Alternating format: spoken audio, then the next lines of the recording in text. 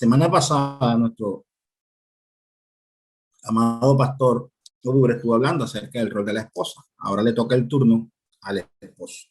Entonces, quiero invitarlos a que abran sus Biblias en el libro de Génesis, capítulo 1, versículos 26 al 28.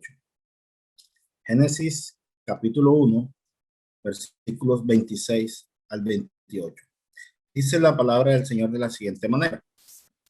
Entonces dijo Dios, hagamos al hombre a nuestra imagen, conforme a nuestra semejanza, y señoree en los peces del mar, en las aves de los cielos, en las bestias, en toda la tierra, y en todo animal que se arrastra sobre la tierra. Y creó Dios al hombre a su imagen, a imagen de Dios los creó, varón y hembra los creó. Los bendijo Dios y les dijo, fructificad y multiplicaos, llenad la tierra y sojuzgadla, y señoread en los peces del mar, en las aves de los cielos, y en todas las bestias que se mueven sobre la tierra. Entonces, a propósito de estas cosas que se escuchan en el seno de la sociedad y en los medios acerca de la identidad humana, el Señor dice en su palabra, Génesis 1:27, que Dios creó al hombre a su imagen, a imagen de Dios los creó, varón y hembra los creó. Entonces tenemos que partir en esta mañana entendiendo que es el diseño de Dios y fue Dios quien diseñó la familia, fue Dios quien diseñó al hombre y a la mujer a imagen de él. Entonces hay un activismo equivocado en nuestra esfera social que busca penetrar en la sociedad para eliminar el plan de Dios para el hombre. Y esto trae como consecuencia un desenfreno de la conducta, trae un comportamiento inmoral, comportamiento vicioso, trae un libertinaje que es contrario a la disciplina establecida por el Señor y para la familia. De manera, amados hermanos, que la historia bíblica precisa la verdad de lo que ocurrió en el principio de la creación y que esa misma verdad sigue vigente hoy como la plataforma original donde comienzan los valores de la familia. Detalles más amplios acerca de la creación del hombre y de la mujer se explican en los siguientes versículos. Entonces dijo Dios, hagamos al hombre a nuestra imagen conforme a nuestra semejanza, y le da un mandato, señor, en los peces del mar, en las aves de los cielos, en las bestias, en toda la tierra y en todo animal que se arrastra sobre la tierra. Y creó Dios al hombre a su imagen, a imagen de Dios los creó, varón y hembra los creó, y los bendijo y les dijo, fructificad y multiplicaos, llenad la tierra, sojuzgadla, señoread en los peces del mar, en las aves de los cielos y en todas las bestias que se mueven sobre la tierra. Y cualquier cosa o cualquier otra cosa desviada de la orientación que Dios impartió a su creación es un invento totalmente contrario a su voluntad, que hiere y golpea a la familia. Podríamos decir que es como un virus antifamiliar, un virus destructivo que no viene del Señor, sino que viene del enemigo de nuestras almas. Entonces, hoy en día hay gente que se confunde con frecuencia acerca de la identidad y obligaciones que se tiene en medio de nuestra cultura o que se tiene en la iglesia o en el hogar. Porque perdemos de vista los roles para los cuales el Señor nos creó. Veíamos en un principio que el Señor creó a hombre y a mujer y los creó con un propósito. Y cuando se pierde esa identidad o se pierde de vista la creación o se pierde de vista lo que Dios ya había ordenado y había predestinado, entonces ocurre una confusión y esta confusión acarrea consigo muchos problemas, acarrea ataques de ira, acarrea desesperación, abatimiento, perversiones sexuales, suicidios y muchas otras cosas más. Y mucha de esta confusión se debe a no entender el principio por el cual Dios nos ha creado. Sí, algunas veces en los cristianos también se debe a la errónea interpretación de las escrituras. Pero el fundamento para entender nuestra identidad Y nuestro propósito se puede encontrar en las escrituras, pero requiere bastante estudio. Por eso hay que estudiar las escrituras de manera diligente. Y este entendimiento claro, o cuando entendemos cuál es nuestra identidad y cuál es nuestro propósito en la vida, nos ayuda a darnos la confianza, la tranquilidad mental, trae alegría y libertad al relacionarnos con otros y con nuestro Señor. Entonces, partiendo desde este punto de vista, desde cómo el hombre es creado a imagen de Dios, cuando me refiero a hombre, me refiero en todo el término general, tanto hombres como mujeres, podemos identificar entonces ahora cuáles son los roles, ahora sí, del varón o del hombre dentro del plan o propósito de Dios. El propósito de la creación del hombre, podríamos decirlo, que el hombre fue creado para el matrimonio. Es uno de los principales propósitos. Aunque el fin principal del hombre es adorar a Dios sobre todas las cosas, dentro del plan divino de Dios también está que el hombre fue creado para el matrimonio. Porque tanto hombre como mujer fueron igualmente creados a imagen de Dios. Ambos fueron ordenados como pareja para llevar a cabo el propósito de Dios en la tierra. ¿Cuál fue ese propósito? De poblarla y gobernar sobre esa tierra, es decir, sobre la creación. Y el segundo reencuentro de la creación encontramos en Génesis 2, el cual nos da más detalles sobre la creación del hombre y la mujer. Y hace la distinción bien clara entre el hombre y la mujer.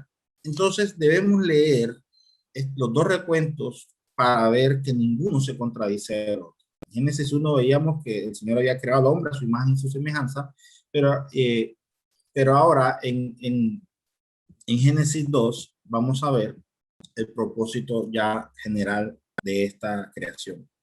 En Génesis 2, del 18 al 24, dice lo siguiente: y dijo Dios, no es bueno que el hombre esté solo, le haré una ayuda idónea para él. Jehová Dios formó pues de la tierra toda bestia del campo y toda ave de los cielos y las trajo a Adán para que viese cómo las había de llamar. Y todo lo que Adán llamó a los animales vivientes, ese es su nombre. Y puso Adán nombre a toda bestia y ave de los cielos y a todo ganado del campo, mas para Adán no se halló ayuda idónea para él. Entonces Jehová Dios hizo caer sueño profundo sobre Adán, y mientras éste dormía, tomó una de sus costillas y cerró la carne en su lugar. Y la costilla que Jehová Dios tomó del hombre hizo una mujer y la trajo al hombre. Dijo entonces Adán, esto es ahora huesos de mis huesos y carne de mi carne. Esta será llamada varona porque del varón fue tomada. Por tanto, dejará el hombre a su padre y a su madre y se unirá a su mujer y serán una sola carne. Génesis 2, del 18 al 24. Entonces, como decíamos anteriormente, Génesis 1 nos da una vista general de la creación, en tanto que los fundamentos del matrimonio son delineados en Génesis 2. Lo decíamos, entonces Jehová Dios formó al hombre. ¿De dónde lo formó? Lo formó del polvo de la tierra y sopló en su nariz aliento de vida. Y la costilla que Jehová Dios tomó del hombre hizo una mujer. Entonces, la primera deducción de esto tiene que ver con el matrimonio. Versículo 24, por tanto, dejará el hombre a su padre y a su madre y se unirá a su mujer y los dos serán una sola carne. Entonces vemos que el propósito eterno del Señor en la creación fue crear al hombre a su imagen y su semejanza para su gloria, pero también con el propósito de unirlos en el vínculo del matrimonio para que tomaran posesión de la creación y sojuzgarla y comenzaran a poblar la tierra. Entonces, la mujer al ser creada del hombre, ahora ambos son considerados como una sola carne en el acto del matrimonio. Entonces, el hombre y la mujer se han convertido en una parte integral y la creación de la mujer no fue tardía, sino que vino a ser la cumbre de la creación, lo que hizo posible cumplir la comisión de poblar la tierra y ejercer dominio sobre ella. Con el matrimonio entonces surge la separación de la autoridad sujeta en la relación entre esposos y entre padres e hijos. Y vemos que entonces una nueva forma de familia se había establecido. En la creación de la mujer, formada de la costilla del hombre, también se sobreentiende la sujeción y la obediencia de esta esposa hacia su marido, aunque manteniendo su igualdad y ayuda mutua por el hecho de que ambos fueron creados a la imagen de Dios. Entonces el apóstol Pablo se refiere a este recuento de la creación como la base para una serie de mandamientos que se adaptan a todos para que así haya autoridad y orden en nuestras relaciones. Ahora, con esa breve introducción de cómo fue la creación del hombre y la mujer, cuáles fueron sus propósitos, ahora sí entonces veamos o pasemos a ver cuáles son las características que identifican al hombre creyente o al esposo creyente. Entonces podríamos decir que dentro de las características del esposo creyente, al esposo creyente se le ha dado un mandato. De forma generalizada, vimos las características entregadas en Génesis. El apóstol Pablo señala algunas particularidades en la carta a los Efesios, capítulo 5, versículos 25 al 31. Pueden ir abriendo sus Biblias. Efesios 5, del 25 al 31. Dice la palabra del Señor.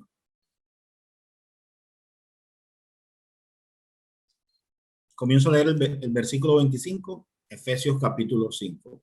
Maridos, amad a vuestras mujeres, así como Cristo amó a la iglesia y se entregó a sí mismo por ella, para santificarla, habiéndola purificado en el lavamiento del agua por la palabra, a fin de presentarla a sí mismo una iglesia gloriosa, que no tuviese mancha ni arruga ni cosa semejante, sino que fuese santa y sin mancha. Así también los maridos deben amar a sus mujeres como a sus mismos cuerpos. El que ama a su mujer, a sí mismo se ama. Porque nadie aborreció jamás a su propia carne, sino que la sustenta y la cuida, como también Cristo a la iglesia. Porque somos miembros de su cuerpo, de su carne y de sus huesos. Y agrega el apóstol Pablo en el versículo 31.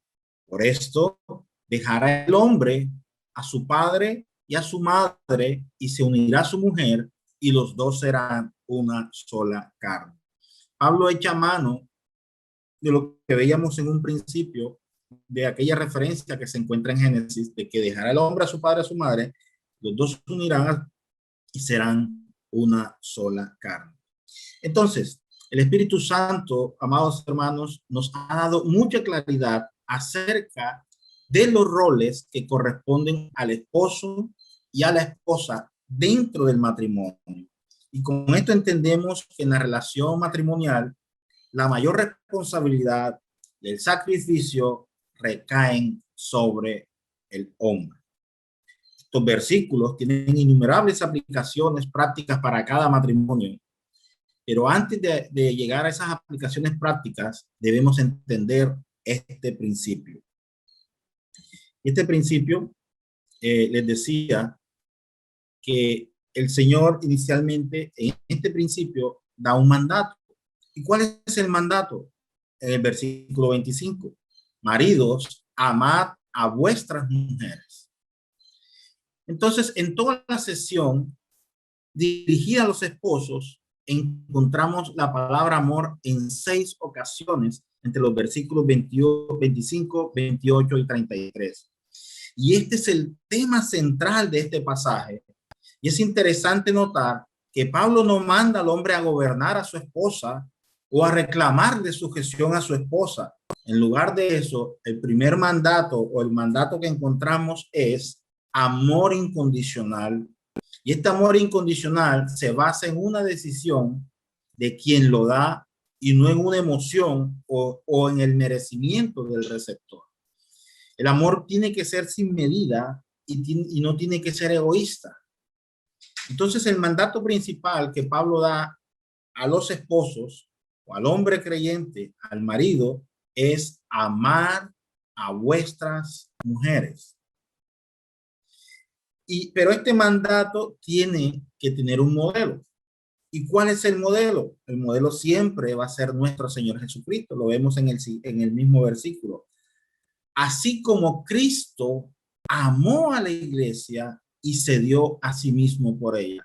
Entonces, la medida del amor de los esposos hacia las esposas debe ser en la misma medida en que Cristo amó a la iglesia y se dio por ella. Entonces, tenemos el mandato de amar a las esposas, pero el mandato tiene que ir acompañado de ese modelo que es nuestro Señor Jesucristo. Ahora, si algún creyente, y por esto es que esto va dirigido a los creyentes, algún creyente dice que ama al Señor, pero aborrece a su esposa, realmente no está siendo un creyente porque estaría invalidando ese mandato. El mandato dice, así como Cristo amó a la iglesia y se dio por ella, el marido también tiene que darse hacia su esposa. Porque en el modelo del esposo es el mismo Cristo, es el mismo Señor, quien murió en la cruz del Calvario porque amó a su iglesia. Entonces todos sabemos que ningún ser humano pecaminoso tiene la capacidad de amar con la plenitud y perfección divina con la que Cristo amó y amará por siempre a la iglesia. Sin embargo, se nos dan unos mandatos y sin embargo, gracias a que un creyente tiene la naturaleza de Cristo mismo y tiene el Espíritu Santo dentro de sí, Dios hace provisión a los esposos para que amen a las esposas con la misma medida del amor de Cristo. Para entender esto, debemos recordar cuál es el contexto de Efesios 5:25 o de Efesios 5, del 25 al 33. Porque este contexto es clave para entender esta sección de la carta y por la cual Pablo escribe y dice lo siguiente.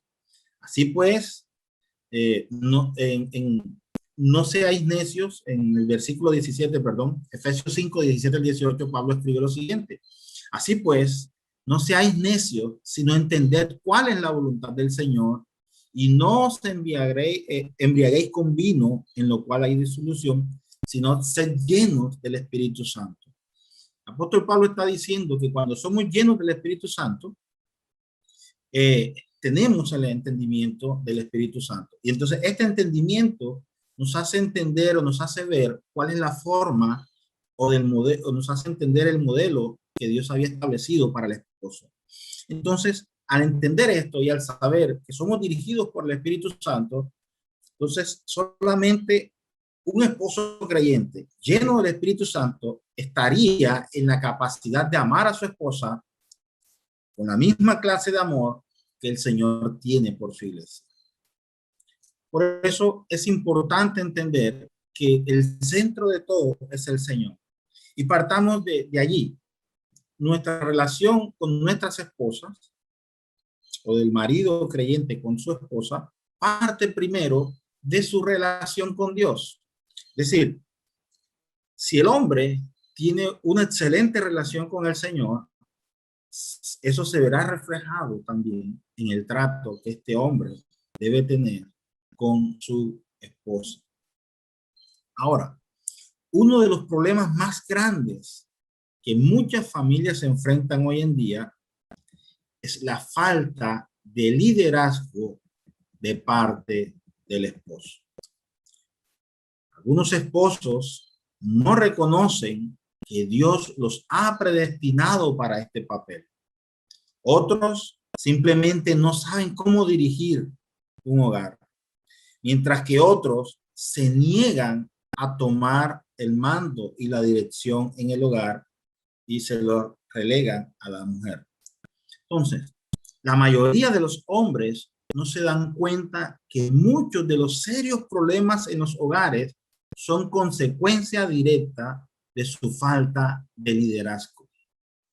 Es evidente entonces que la falta de autoridad del esposo desencadena una serie de problemas matrimoniales, económicos e incluso dificultad en la crianza de los hijos. Y para nadie es un secreto que esta pandemia ha cambiado muchas cosas Entre ellas el confinamiento, que obligó a muchos hogares a convivir mucho más tiempo, y esto trajo como consecuencias el aumento de divorcios, incluso dentro de los creyentes. Y no fue por la pandemia, y no fue por la convivencia, sino por la falta de dirección de Dios, es decir, gobernar el hogar sin la autoridad de Dios o la guía del Espíritu Santo.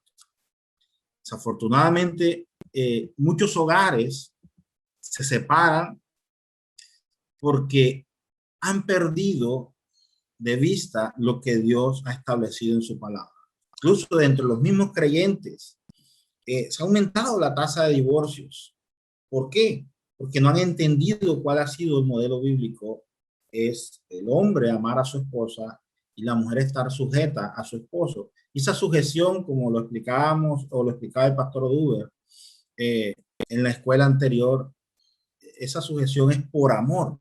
Y vemos que principalmente, o el centro de todo es el amor. Y ahí está la respuesta. El amor primero, o el modelo es que amemos a nuestras esposas como Cristo amó a la iglesia. Entonces, este amor debe conllevar unas características, y las características le son dadas al hombre. Y el hombre se debe identificar con estas características y debe aplicarlas a su vida. Y lo vemos en el mismo versículo 25 del capítulo 5 de Efesios. El amor del esposo debe ser sacrificial. Es decir, el esposo debe amar a su esposa, así como Cristo amó a la iglesia, y agrega, y se dio a sí mismo por ella. Es decir, el Señor se dio a sí mismo por amor a su iglesia. Entonces, y como el modelo del hombre debe ser Cristo, esto debe llevar al hombre a amar a su esposa de tal manera que el hombre o este amor debe ser sacrificial. Ahora, cuando un hombre ofrece a una mujer su mano en matrimonio, o cuando pide la mano de una mujer en matrimonio, él dice mediante ese acto que de todas las mujeres sobre la tierra, él ha elegido a esta mujer para ser su complemento, para ser su ayuda idónea para toda la vida. La unidad en el matrimonio significa que estos dos llegan a ser como uno solo. Lo que afecta a uno, afecta al otro. Y debe haber un tierno cuidado amoroso y un entendimiento de esta especial persona. Es decir, el hombre debe amar a su mujer, como lo dice el apóstol Pedro, como a vaso más frágil. Ahora, al vivir juntos como uno, Dios da este especial mandamiento. 1 Pedro 3:7. Vosotros maridos, igualmente, vivid con ellas sabiamente, dando honor a la mujer como a vaso más frágil y como a coherederas de la gracia de la vida, para que vuestras oraciones no tengan estorbo. El apóstol Pablo también hace un énfasis en lo que fue dado en Génesis. Aunque no lo vemos directamente, podemos extraerlo. El apóstol Pedro, perdón, dice, vosotros maridos, igualmente, vivid con ella sabiamente. Vivir sabiamente con la mujer, pero dándole el honor a la mujer como un vaso más frágil, pero el apóstol Pedro agrega, como coherederas de la gracia de la vida. ¿Y por qué sabemos que ellas o las mujeres son coherederas? Porque en Génesis el Señor dijo que nos había creado a ambos a su imagen y a su semejanza. Y por lo tanto las mujeres son coherederas de esa gracia. Y también agrega, para que vuestras oraciones no tengan estorbo. Es decir, para que la oración del siervo o del hombre de Dios no tenga estorbo, debe aplicar los principios que son recomendados en las escrituras en cuanto al trato con su esposa. Ahora, tratando a la esposa equivocadamente, apagas las oraciones e impactas toda tu vida. Cuando su belleza física esté disminuyendo, cuando su cara comience a arrugarse, cuando la voz de la mujer ya no sea tan musical, cuando la enfermedad deje sus rastros en su cuerpo, el hombre deberá estar para amarla tan verdaderamente y tan profundamente como siempre. Ese es el mandato. Aunque ya pase el tiempo, aunque la mujer se desgaste por los años, por los hijos, cuando ya cambien muchas cosas, el hombre verdaderamente creyente que ama a su esposa con ese amor sacrificial, debe amarla tal y profundamente como siempre la amó desde un principio. ¿Por qué? Porque la Biblia ordena esto. Estás para darte a ti mismo por ella, así como Cristo amó a la iglesia y se dio a sí mismo por ella. Y este es un alto desafío que tienen todos los hombres, que tenemos todos los hombres creyentes. Y para el esposo creyente o para el hombre creyente es un desafío para ser practicado hasta que el cielo le dé la bienvenida a uno de ellos en casa, es decir, hasta que la muerte separe este matrimonio o lo disuelva. Entonces, la medida completa de tal amor es imposible de comprender para cualquier hombre mortal, pero debe ser la meta de cada verdadero esposo porque se le requiere lograrlo o se le pide al hombre lograrlo. Si un hombre realmente piensa en esto, entonces todo su egoísmo muere dentro de sí. Pero surge una pregunta: ¿qué incluye el amor en relación a la vida matrimonial? En el matrimonio, la esposa llega a hacer muchas cosas para su esposo, pero lo más importante es que ella llegue a ser su ayuda idónea y su mejor amiga. Cristo amó a la iglesia hasta el grado de sacrificar su vida por ella y vino a ser el ejemplo de todo esposo creyente. Un esposo amoroso estará dispuesto a sacrificar su vida por su esposa. De hecho, estará dispuesto a hacer sacrificios menores por ella y poner, si es necesario, a un lado sus propios gustos, sus propios deseos, sus opiniones, sus preferencias y bienestar para agradar y satisfacer las necesidades de su esposa. En tiempos de crisis, el esposo creyente debe actuar con sabiduría para poner a salvo a su familia. Al hombre le toca velar por la seguridad y por el bienestar de su familia. Ese es el mandato del sacrificio que exige este amor. Porque el esposo que ama a su esposa solamente a causa de su atractivo físico o a causa de su temperamento agradable, entonces no amará a su esposa como Cristo ama a la iglesia. El esposo que ama a su esposa por lo que ella puede darle, entonces ama al mundo y no ama a Cristo. Recordemos que el mandato es como Cristo se dio por ella, es decir, como Cristo se dio por la iglesia, de tal manera el amor sacrificial del hombre por su esposa debe ser de tal manera que deje a un lado su egoísmo para amar a su esposa con el verdadero amor. Recordemos que la medida de este amor es la persona de Cristo. Y esto nos lleva a otra característica que encontramos en Efesios, versículos 26 y 27. Recordemos que el texto base es Efesios capítulo 5. Versículos 26 y 27 nos dan otra característica de cómo el hombre creyente debe amar a su esposa. Dice Efesios 26 y 27, para santificarla, habiéndola purificado por el lavamiento del agua con la palabra, a fin de presentársela a sí mismo, una iglesia en toda su gloria, sin que tenga manchas ni arrugas ni cosas semejantes, sino que fuere santa e inmaculada. Entonces este amor lleva como otra característica, es que el amor del esposo debe ser purificador. Y el amor solo quiere lo mejor para aquel a quien ama y no puede tolerar que un ser amado se corrompa o se desvíe por cualquier cosa maligna o dañina. Cuando el amor de un esposo por su esposa es como el amor de Cristo por su iglesia, procura de manera continua ayudar a purificar de cualquier clase de impureza a su esposa. Se esforzará en protegerla de la contaminación del mundo y en proteger su santidad, su virtud y su pureza. Ahora bien, el marido, y esto quiero dejarlo claro, no tiene la facultad de limpiar salvíficamente a su esposa. Y esto quiero dejarlo claro para que no haya mala interpretación. Cuando hablo de que el amor debe ser purificador, no me estoy refiriendo a que el hombre, cuando ama a su mujer, tiene facultad de limpiar salvíficamente a su esposa. No, de ninguna manera.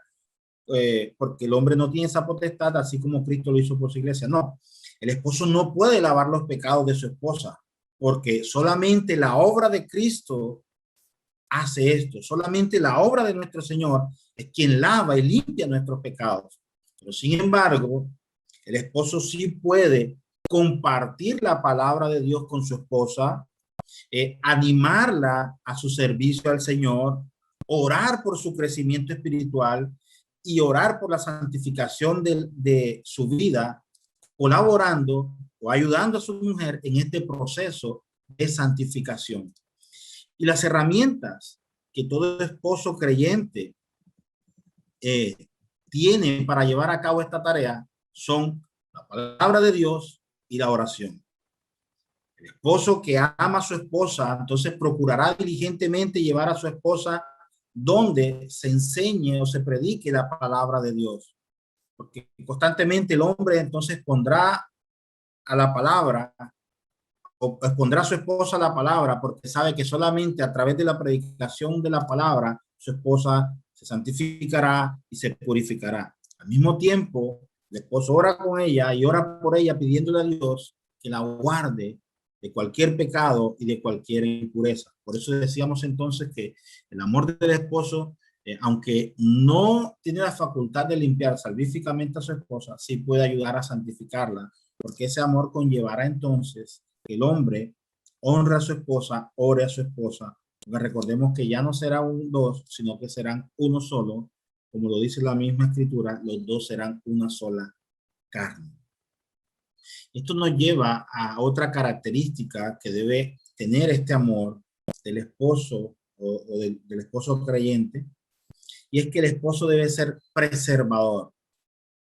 Veamos lo que dice Efesios 5, 28 al 30. Estos dos versículos dicen lo siguiente: así también deben amar los maridos a sus mujeres como a sus propios cuerpos. El que ama a su mujer, a sí mismo se ama, porque nadie aborreció jamás su propio cuerpo, sino que lo sustenta y lo cuida, así como también Cristo a la iglesia, porque somos miembros de su cuerpo. Entonces decimos que el amor del esposo debe ser preservador. Y esta es una característica que el hombre cristiano, el hombre creyente, debe poseer y debe tener, porque dentro de su rol está el preservar la vida de su esposa y de sus hijos. Ahora, para que el amor de un esposo hacia su esposa sea semejante al amor de Cristo por su iglesia, debe caracterizarse por el cuidado afectuoso que la esposa recibe de su esposo, quien la cuida y busca su bienestar tanto como busca su propio bienestar. Algo anda mal si la esposa es considerada solo como una cocinera, como una ama de casa, como una acompañante ocasional o como una compañera sexual. Cuando estas cosas sucedan, hay que examinarse porque no se está guardando el mandato de Dios. Cuando tenemos a la esposa o a nuestra compañera como un objeto más, como algo que necesito en un momento dado y luego la desecho, algo no está, algo mal está ocurriendo en el matrimonio, y es cuando debemos entrar a examinarnos y mirar si realmente estamos aplicando los principios cristianos en nuestra vida matrimonial. Recordemos que la mujer es un tesoro inmenso dado por Dios con el propósito de ser amada, de ser atendida, sustentada y cuidada. Sustentar a una esposa equivale a proveer para sus necesidades, y este es un rol que el hombre tiene por obligación que tomar con su esposa. Tiene que proveer para sus necesidades. Tiene que aprender a dar sin reservas todo lo que le ayuda a crecer y a madurar en favor delante del Señor y de quienes rodean a su esposa. Ahora, cuidarla significa hacer uso del amor tierno y el afecto físico para brindarle calor, comodidad, protección y seguridad. Tal como Cristo provee para su iglesia, el esposo debe proveer para su esposa y para su familia. Respecto a la división de responsabilidades en el hogar, la Biblia instruye a los esposos a proveer para sus familias. Esto significa que él trabaje y que el hombre gane lo suficiente o gane el suficiente dinero para cubrir todas las necesidades de su esposa e hijos. El no hacerlo definitivamente tiene consecuencias espirituales. Miremos lo que dice 1 Timoteo capítulo 5, versículo 8. Dice lo siguiente: porque si alguno no provee para los suyos y mayormente para los de su casa, ha negado la fe y es peor que un incrédulo. Así que un hombre que no se esfuerza por proveer para su familia no podría llamarse cristiano. Claro, porque no podría llamarse cristiano, seguidor de Cristo, amante del Cristo, si realmente no aplica los principios cristianos en su hogar. Porque no provee para la casa, no provee para la suya. La misma Biblia está señalando que es peor que un incrédulo. Por lo menos el incrédulo, en un momento dado, así sea dentro de su pecado, tiene conciencia y puede proveer para su casa. Pero también sabemos, y es una realidad, que hay padres irresponsables, hombres irresponsables, que no quieren asumir el rol de esposo responsable y abandonan a sus esposas, abandonan a sus hijos y dejan hogares totalmente destruidos por ir a vivir una aventura en otro lugar o en otra casa o con otra mujer, o simplemente porque se aburrieron del matrimonio, y es porque no conocen realmente cuáles son los principios bíblicos. Por eso este mandato más que todo es dado a los creyentes. Y si algún esposo creyente que nos está viendo a través de esta plataforma no está aplicando estos principios, yo le animo a que se examine su corazón, y si es del caso, pedirle perdón al Señor, que se arrepienta de su pecado y le pida al Señor de que le haga volver para aplicar estos principios y estos principios bíblicos para tener una verdadera comunión con el Señor, y esto se reflejará en su relación con su esposa, con sus hijos, con su familia. Ahora, normalmente no es lo mejor cuando la esposa tiene que salir a ganar parte del pan diario, especialmente cuando hay niños en el hogar. Pero esto no significa que la esposa no deba trabajar para ayudar al hombre, o que no existan temporadas de escasez o de desempleo, porque podría haber circunstancias ocasionalmente donde surja tal necesidad, pero no debería ser la norma. Es responsabilidad del esposo proveer para las necesidades de la familia y así hacerlo con la mejor de sus habilidades, honrando su responsabilidad ante Dios. Esto no quiere decir que si hay hogares de cristianos donde la mujer trabaja, no significa que la mujer está haciendo algo malo, no. Significa que a pesar de que la mujer trabaje, el hombre debe seguir el principio de sustentar a su hogar. Pueden ocurrir casos especiales donde el hombre, por una circunstancia particular, pierde el trabajo y le toca entonces estar al cuidado de sus hijos mientras su esposa provee el hogar. Puede ocurrir y es normal, pero que esa normalidad no se convierta en una regla de excepción. Es decir, no puede el hombre entonces quedarse todo el tiempo en su casa atendiendo a sus hijos y permitir que la mujer se desgaste todo el tiempo trabajando. No, ahí implica una responsabilidad personal. El hombre, a pesar de que haya surgido esta necesidad, debe procurar la forma entonces de volver a ser el sustentador de su hogar o el proveedor de su hogar. Habrán circunstancias, como lo dije anteriormente, donde esto ocurra, y es normal que esto pase. Ahora, pero si el esposo entiende el principio que la esposa es parte de él, entonces no debe el hombre o el esposo cristiano ni abusar ni maltratar física, emocional ni espiritualmente a la mujer. ¿Por qué? Porque al hacerlo abusa de sí mismo y el hombre sufrirá tanto como ella. Recordemos lo que decíamos o el principio en Génesis. Dejará el hombre a su padre y a su madre, se unirá a su mujer y los dos serán una sola carne. Entonces, cuando el hombre comienza a ser un hombre maltratador, un hombre abusador, que abusa y maltrata física y emocionalmente a su esposa, realmente está afectando a su esposa, a su compañera, pero se está afectando a sí mismo, porque recordemos que los dos son uno solo, y entonces sufrirá el hombre las consecuencias de ese maltrato o de ese abuso físico. Y esto nos lleva a nuestra siguiente característica del hombre o del esposo creyente, y es que el amor del esposo creyente debe ser inquebrantable. Veamos lo que dice los versículos 31 al 33. Por esto, el hombre dejará a su padre y a su madre y se unirá a su mujer y los dos serán una sola carne. Grande es este misterio, pero hablo con referencia a Cristo, dice el apóstol Pablo, y a la iglesia. En todo caso, cada uno de vosotros ame también a su mujer como a sí mismo y que la mujer respete a su marido. El apóstol Pablo, inspirado por el Espíritu Santo, dirige esta carta a la iglesia de Éfeso.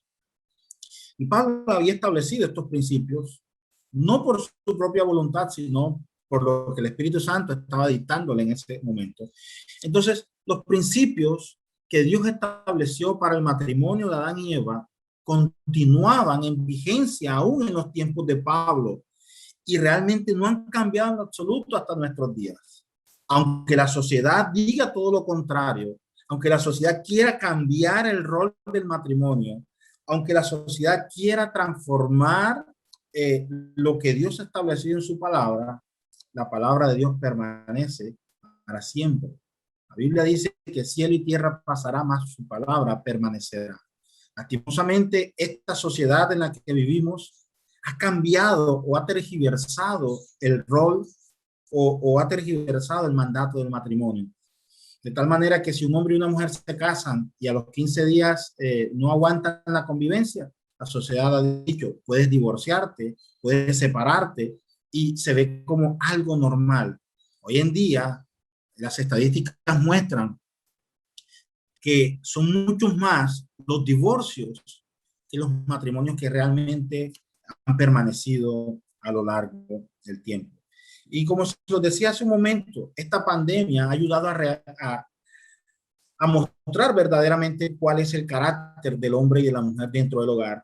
Y hemos visto que muchos matrimonios, realmente muchos, y es alarmante las cifras, se han disuelto por causa de la perversión en el corazón, por no permitir que sea el Señor gobernando los hogares, por no permitir que sea el Señor dirigiendo los hogares. Incluso, como se lo dije hace un momento, hogares de cristianos que tenían años de casados, o quizás matrimonios más recientes, se han disuelto, se han separado, han decidido no convivir más por causa del pecado que hay en su corazón, al no reconocer que el vínculo del matrimonio fue instituido por Dios. Por eso les decía que estos principios que el Señor estableció para el matrimonio desde Adán y Eva continúan en vigencia hasta nuestros días. Por eso Pablo cita Génesis 2:24. Ambos cónyuges deben dejar a su padre y a su madre, y ese dejar debe ser emocional y físicamente, para unirse o adherirse el uno al otro de forma inseparable. Aunque Dios ha hecho provisión para el divorcio en los casos de adulterio continuo y sin arrepentimiento por parte del transgresor, vemos que el Señor habla de esto en Mateo 5, 31 al 32, en Mateo 19, del 4 al 10, o así como en el caso de un cónyuge incrédulo que abandona al creyente, 1 Corintios 7, 15. La muerte es la única disolución que Dios desea en el matrimonio. Hay casos puntuales donde sí se pueden dar cartas de divorcio, claro que sí, pero el principio fundamental para la disolución de un matrimonio es la muerte. Porque así como el cuerpo de Cristo es indivisible, el diseño ideal de Dios para el matrimonio es que sea indivisible, porque el matrimonio es una representación de la iglesia y su relación con Cristo. Entonces, los conflictos respecto a la división del trabajo en un matrimonio están destinados a ocurrir. Pero si ambas partes, tanto el hombre como la mujer, se someten a Cristo, estos conflictos serán mínimos y podrán salir avantes con la gracia del Espíritu Santo, quien los dirigirá para este matrimonio ser santificado bajo la palabra de Dios. Dios ha puesto una gran responsabilidad delante de los esposos y al mismo tiempo les ha dado las herramientas para llevar a cabo su función dentro del hogar. Un hombre que ha sido alcanzado por la gracia y el amor de Cristo tiene el poder para caminar en obediencia a la palabra de Dios, ser lleno del Espíritu Santo y llevar a cabo este rol de esposo que ha recibido de su Creador. El Señor amó a la iglesia y se entregó sacrificialmente por ella. De manera, amados hermanos, que todo esposo que ha creído en el Señor pueda amar a su esposa, fortaleciéndose en el poder del Evangelio. Y una mujer que sea amada de esa manera no tendrá mayor problema en someterse a su esposo por él, porque siempre buscará la compañía de su esposo al sentirse amada y se sujetará en amor y en obediencia, porque verá reflejado el amor de Cristo en el amor que el esposo profesa hacia su esposa. Entonces, en síntesis, ya para terminar, podríamos decir entonces que el rol fundamental del esposo creyente dentro del matrimonio es el de cuidar, amar, proteger y proveer para su esposa de tal manera que la esposa pueda sujetarse a su marido en amor y en obediencia y no por obligación. Porque cuando se pierde de vista el punto fundamental por el cual Dios ha establecido el matrimonio, como decía al principio, entonces se van a generar los conflictos, van a existir las rupturas y esto traerá como consecuencia mucho daño emocional dentro del matrimonio. Entonces, amados hermanos, dejándoles esto en claro, que el rol fundamental del esposo dentro del matrimonio es amar a sus esposas como Cristo amó a la iglesia, quiero terminar en esta mañana.